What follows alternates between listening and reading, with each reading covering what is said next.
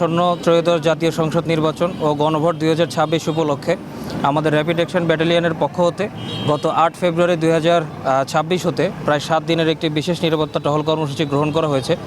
এই কর্মসূচির আওতায় আমাদের জেলা অন্তর্গত প্রতিটি উপজেলায় আমাদের র্যাবের টহল সার্বক্ষণিক জোরদার করা হয়েছে।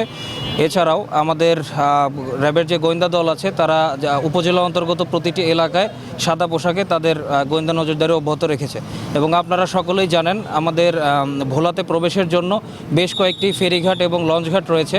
আমরা সে সকল ফেরিঘাট এবং লঞ্চঘাটে আমাদের প্রতিনিয়ত আমাদের টহল কার্যক্রম জোরদার করেছি এবং চেকপোস্টের আয়োজন করেছি, যাতে করে সে সকল চেকপোস্টের মাধ্যমে এই এলাকায় এই ভোলাতে যদি কোনো সন্ত্রাসী তাদের অস্ত্রশস্ত্র সহ আমাদের নির্বাচন বানচাল করার উদ্দেশ্যে প্রবেশ করতে চায়, আমরা যেন তাদেরকে হাতে নাতে ধরতে পারি।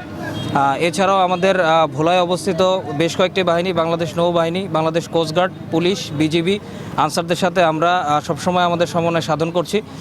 এছাড়াও আমাদের ভোলাতে অবস্থিত ডিজিএফআই এবং এনএসআইয়ের মতো গোয়েন্দা সংস্থা রয়েছে।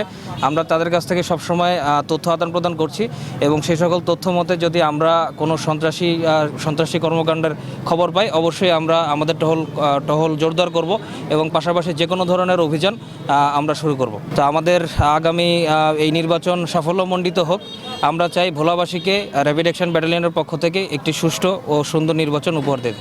আমরা ব্যালট আজকে পেয়েছি, আজকে আমরা ব্যালট বন্টন করছি। ব্যালট বন্টনের শেষ হলে আগামীকালকেই প্রিজাইডিং অফিসারদের হাতে আমরা সকল মালামাল সহ উঠিয়ে দিতে পারবো এবং একটা সুন্দর আইন শৃঙ্খলা পরিস্থিতি অত্যন্ত সুন্দর আছে। বর্তমানে বিভিন্ন পয়েন্টে কোস্টগার্ড, নেভি, পুলিশ, বিজিবি মোতায়েন করা আছে, থাকবে। তারা নির্বাচনের 2 দিন 3 দিন পর পর্যন্ত থাকবে এবং দুর্গম কেন্দ্রগুলো, যেমন রাজাপুরের 2টা দুর্গম কেন্দ্র আছে, সেখানে নৌবাহিনী 2টি স্পিডবোট এবং কোস্টগার্ডের 2টি স্পিডবোট এবং একটি লঞ্চ ওখানে থাকবে।